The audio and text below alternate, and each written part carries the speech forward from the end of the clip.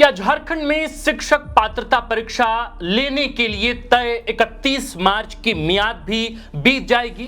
क्या लाखों अभ्यर्थियों को फिर एक बार मन महसूस कर रह जाना पड़ेगा? क्या झारखंड में शिक्षक बनने की चाह लिए सालों से रांची, हजारीबाग, बोकारो और दुमका के दबड़े नुमा कमरों में किताबों के बीच सिर खपा रहे नौजवानों के हिस्से केवल इंतजार आएगा? क्या फिर अपरिहार्य कारणों से एक और प्रतियोगिता परीक्षा स्थगित की जाएगी? झारखंड गठन के 25 साल में केवल 2 बार जेटेट की परीक्षा ली गई। तीसरी परीक्षा की आस में बीएड और डीएलएड पास 6 लाख से ज्यादा अभ्यर्थी इस इंतजार में बैठे हैं कि सरकार बस अब शिक्षक पात्रता परीक्षा का आयोजन कराने ही वाली। लेकिन इन उम्मीदों और आशाओं को धूमिल करते हुए सिस्टम उनको केवल इंतजार, निराशा और हताशा थमा रहा है। सवाल बड़ा है कि जिस युवा झारखंड को 2047 तक विकसित बनाने का लक्ष्य तय किया जा रहा है, वहां शिक्षकों की नियुक्ति को लेकर इतनी असंवेदनशीलता और लापरवाही कितनी बर्दाश्त की जा सकती है? हाईकोर्ट ने निर्देश दिया था कि 31 मार्च तक किसी भी कीमत में शिक्षक पात्रता परीक्षा का आयोजन होना ही चाहिए।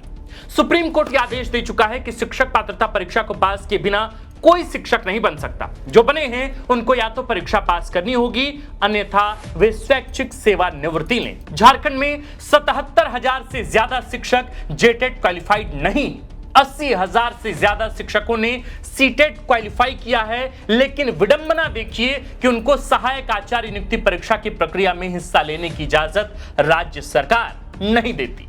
जेटेट का आयोजन भी नहीं कराया जा रहा है। गौरतलब है कि 2012 और फिर 2016 में जेटेट की परीक्षा ली गई थी, जबकि नियम यह कहता है कि प्रतिवर्ष जेटेट की परीक्षा होनी चाहिए थी। बिहार में शिक्षक पात्रता परीक्षा नहीं लेने का फैसला किया गया है, लेकिन सरकार ने निर्णय लिया है कि केंद्रीय शिक्षक पात्रता परीक्षा पास अभ्यर्थियों को ही प्रदेश में टीयर 4 के शिक्षक नियुक्ति प्रक्रिया में हिस्सा लेने का मौका मिलेगा। क्या झारखंड सरकार सुप्रीम कोर्ट के आदेशों का मोल नहीं रखती? क्या हाईकोर्ट के निर्देशों का झारखंड राज्य कर्मचारी चयन आयोग के लिए कोई महत्व नहीं है? झारखंड का स्कूली शिक्षा एवं साक्षरता विभाग ऐसे भी किस महान कार्य में लगा है कि 1 साल से ज्यादा वक्त बीत जाने के बावजूद ढंग की नियमावली नहीं बन पाया है। गौरतलब है कि 9 महीने पहले जेटेट परीक्षा की नियमावली का ड्राफ्ट बना था। विभाग ने इस पर आई आपत्तियों और सुझावों के मद्देनजर नियमावली में जरूरी सुधार करके परीक्षा लेने की बात भी कही थी। हालांकि 9 महीने नियमावली पर क्या प्रगति हुई है, यह या तो विभाग जानता है या फिर ईश्वर। गौरतलब है कि झारखंड में वर्ष 2016 के बाद से शिक्षक पात्रता परीक्षा नहीं ली गई। इसका आयोजन नहीं होने से झारखंड में टीचर ट्रेनिंग पा चुके 4 लाख से ज्यादा अभ्यर्थी अब कक्षा 8 तक में शिक्षक बन पाने की योग्य नहीं। जेटेट नहीं लेने का ही परिणाम था कि सहायक आचार्य नियुक्ति परीक्षा के पहले चरण में 26,001 पद पर निकली बहाली में केवल 10,000 बहाली ही हो सकी। 16,000 से ज्यादा पद खाली रह गए। जिनकी नियुक्ति हुई है उनमें से सैकड़ों लोग कुछ महीने और वर्षों में सेवानिवृत्त हो जाएंगे। शिक्षा के क्षेत्र में इतनी बेहूदी व्यवस्था का उदाहरण दुनिया में शायद ही कहीं दिखेगा। झारखंड इस मामले में अद्भुत और अनुपम है।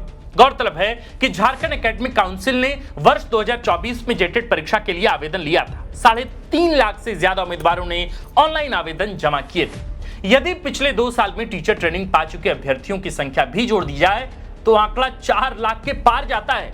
शिक्षा का अधिकार अधिनियम कहता है कि प्रतिवर्ष शिक्षक पात्रता परीक्षा होनी चाहिए, लेकिन झारखंड गठन के पिछले 26 वर्षों में केवल 2 बार ही जेटेट का आयोजन हो सका है। इसके लिए कौन जिम्मेदार है? कहेंगे तो कोई धमकी भरा फोन कॉल ना आ जाए।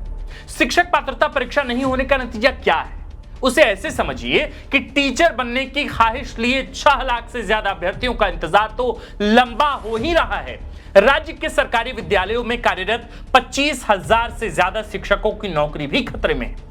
दरअसल सुप्रीम कोर्ट के आदेश के मुताबिक वैसे शिक्षक जिनकी सेवा 5 साल से ज्यादा बची है, उनको 3 साल में टेट पास करना होगा, अन्यथा उनकी सेवा समाप्त की जाएगी। विकल्प भी दिया जाएगा कि वे स्वैच्छिक सेवानिवृत्ति लें। सुप्रीम कोर्ट का आदेश निकले 6 महीने से ज्यादा समय बीत चुका है, लेकिन झारखंड का सिस्टम अभी भी गहरी नींद में है। लाखों सपने तबाह करने के बाद ही उठेगा। इतना सब जानने के बाद भी यह भी जानना बनता है कि नियमावली कहां फंसी। दरअसल स्कूली शिक्षा एवं साक्षरता विभाग ने पिछले साल जेटेट नियमावली का ड्राफ्ट जारी करके इसमें आपत्तियां और सुझाव मांगा था। नियमावली में ड्राफ्ट में सर्वाधिक आपत्ति भाषा पर थी, इसी वजह से प्रक्रिया आगे नहीं बढ़ी। अब प्रारंभिक शिक्षा निदेशक मनोज कुमार रंजन ने बताया कि नियमावली फाइनल करने की प्रक्रिया बहुत जल्द पूरी हो जाएगी। नियमावली के ड्राफ्ट को लेकर आपत्ति और सुझाव पर विचार कर आगे की प्रक्रिया जल्द पूरी की जाएगी। प्रारंभिक शिक्षा निदेशक ने आश्वासन दिया है कि बहुत जल्द नियमावली फाइनल हो जाएगी। जानना केवल इतना था कि सिस्टम का बहुत जल्दी कितने महीनों या वर्षों में हो जाता है। अगर आप लोग में से किसी को पता हो तो आप हमें कमेंट करके बता सकते हैं। बाकी सरकार, सिस्टम, ब्यूरोक्रेसी व्यवस्था से अब और कितनी बार उनके समक्ष जेटेट के मसले को उठाया जाए। द फोर्थ पिलर लगातार जेटेट के मसले को हर बार इतनी ही गंभीरता से उठाता रहा है, लेकिन कभी भी पॉजिटिव रिस्पॉन्स गवर्नमेंट की तरफ से या फिर जो एकेडमिक काउंसिल है उसकी तरफ से या विभाग की तरफ से कभी इस पर कोई जवाब नहीं आता। ऐसा लगता है मानो सब लोग बिल्कुल गहरी निद्रा में सोए हुए हैं। मेरे प्रिय सुधी दर्शकों, चूंकि यह मसला आपसे जुड़ा है, झारखंड के लाखों बच्चों के भविष्य से जुड़ा मसला है, क्योंकि वही स्कूलों में जाते हैं पढ़ाई करने और उन्हें यही शिक्षक पढ़ाते हैं, इसलिए ये बच्चों से भी और शिक्षक से, उनके परिवारों से जुड़ा मसला है। तो द फोर्थ पिलर इसे बहुत गंभीरता से लगातार उठाता रहा है और उठाता रहेगा।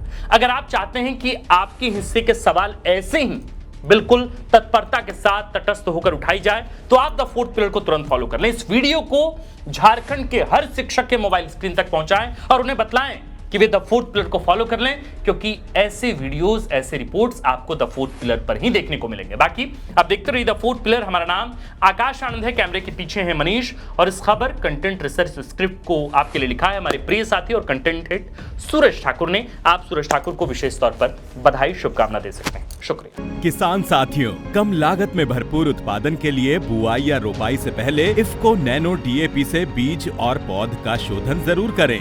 गेहूं, मक्का जैसी फसलों के लिए 1 किलो बीज को 5 ml नैनो डीएपी से उपचारित करें। रोपाई वाली फसलों की पौध को 1 लीटर पानी में 5 ml नैनो डीएपी से जड़ शोधन करें। आलू, गन्ने के लिए 15 लीटर की टंकी में 75 ml नैनो डीएपी मिलाकर बीज शोधन करें। नैनो डीएपी की ताकत से लहलहा उठेंगी फसलें।